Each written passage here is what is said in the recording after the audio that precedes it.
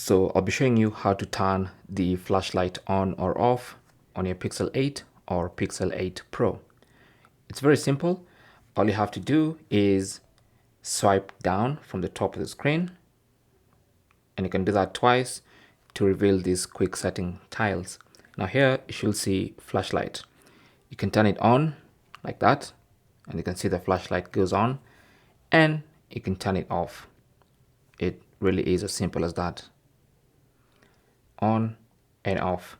And in fact, if you noticed, you can do this even with the phone locked. Okay, so you can see we have this screen lock on, but we can still go to the top there, swipe down, turn the flashlight on or off. So this works regardless of whether the phone is locked or unlocked. Okay, thanks for watching. Comments and questions down below, and good luck.